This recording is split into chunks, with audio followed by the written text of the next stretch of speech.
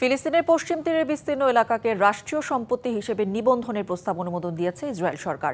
1967 সালে অঞ্চলটি দখলের পর প্রথম এমন পদক্ষেপ নেওয়া হলো। ইসরায়েলি সম্প্রচার মাধ্যম KAN এই সংবাদ প্রকাশ করেছে। ফিলিস্তিনি রাষ্ট্রপতির সিদ্ধান্তের নিন্দা জানিয়েছেন। হামাসও নিন্দা জানিয়ে বলছে, একে ইহুদি রাষ্ট্র করার পায়তারা করছে ইসরায়েল। 1967 সালের জুন মাসে 6 দিনের যুদ্ধের সময় ফিলিস্তিনের পশ্চিম তীর দখল করে ইসরায়েল। তারপর থেকে এলাকাটি ইসরায়েলের সামরিক নিয়ন্ত্রণে। এর আগে এ অঞ্চলটি ছিল জর্ডানের নিয়ন্ত্রণে।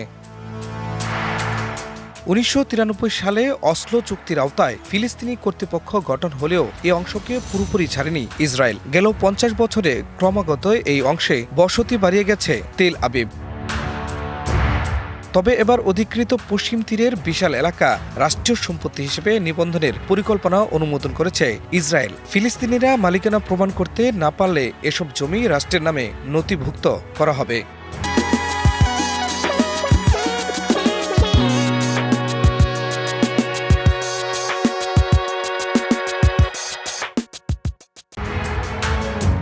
এর আগে নিয়ন্ত্রণ আরও জোরদার করতে বেশ কিছু কঠোর সিদ্ধান্তের অনুমোদন দেয় ইসরায়েলি নিরাপত্তা মন্ত্রিসভা।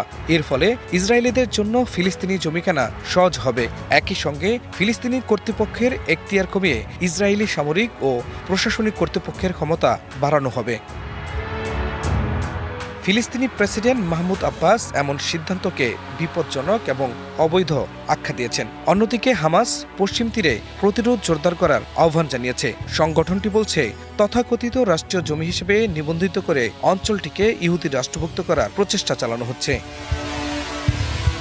এদিকে সৌদি আরব, জর্ডান, কাতার, সংযুক্ত আরব আমিরাত, তুরস্ক, ইন্দোনেশিয়া, পাকিস্তান ও মিশর এই সিদ্ধান্তের নিন্দা জানিয়ে বলছে, এটি পশ্চিম তীরে অবৈধ ইসরায়েলি সার্বভৌমত্ব চাপিয়ে দেওয়ার চেষ্টা। খান মোহাম্মদ মুকুল, TBC নিউজ ডেস্ক।